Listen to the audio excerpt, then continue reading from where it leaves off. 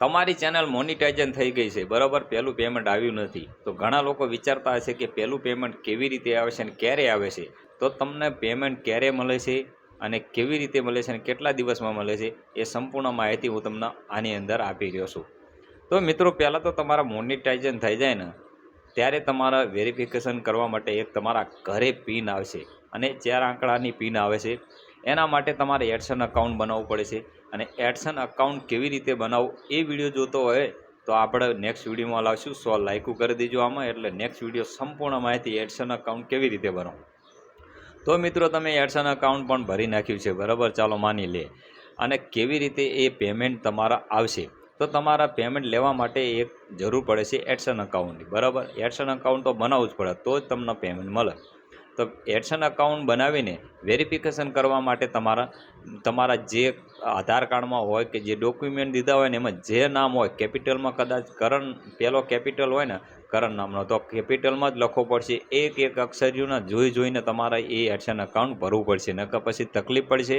અને એકવાર એડસન અકાઉન્ટ બનાવ્યા પછી તમારે ખૂબ જ તકલીફ પડે છે અને પછી એને સરખું કરવા માટે ઘણી બધી મહેનત કરવી પડે છે, ત્યારે થાય છે. તો પહેલાં જ ભૂલ ના કરતા, જે કેપિટલમાં અક્ષર હોય ને એવી રીતે 5 વખત 10 વખત જોઈને નાખજો બરાબર, પછી એડસન અકાઉન્ટ તમારું બનાવજો.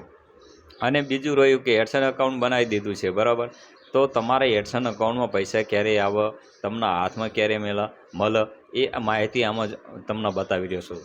તો તમારે એડસન અકાઉન્ટ પૂરું થઈ ગયું છે, પિન પણ આવી ગઈ છે, વેરિફિકેશન પણ થઈ ગઈ છે. અને સાહેબ, તમારી ચેનલમાં $10 $20 થાય ને ત્યારે તમારા પેમેન્ટ નહીં મળે.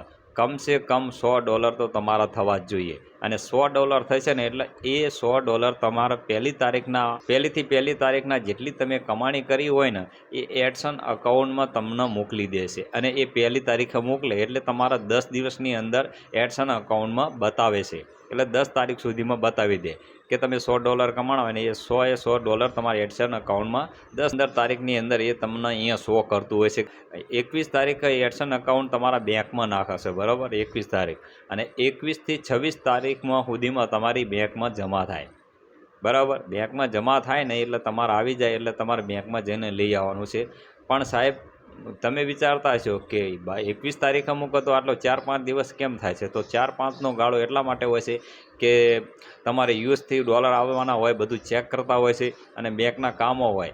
કદાચ અમુક ટાઈમ તો એવું પણ થઈ જાય છે કે 30 તારીખ સુધીમાં આવતા હોય, કેમ કે 5 દિવસનો ટાર્ગેટ હોય, એમાં તહેવાર આવી જાય, રવિ શનિ આવી જાય એટલે 2-4 દિવસ એમાં બગડતા હોય છે. તો તમારા 5 દિવસ તો ટાર્ગેટ આપ્યો હોય એટલે 9 દિવસ થઈ ગયા એટલે 10 દિવસે પણ આવે એટલે 30 તારીખ સુધીમાં તો હોય કમ્પ્લીટ તમારા બેંકમાંથી તમારા હાથમાં આવી જાય છે. તો ગભરાવાની જરૂર નથી, આવી રીતે પેમેન્ટ મળતું હોય છે. અને આવી સંપૂર્ણ માહિતી જોવા માટે અમારી ચેનલને સબસ્ક્રાઈબ કરજો, લાઇક કરજો અને આ વિડીયો ગમ્યો હોય તો વધુને વધુ મારા ભાઈ શેર કરજો. જય હિન્દ, વંદે માતરમ.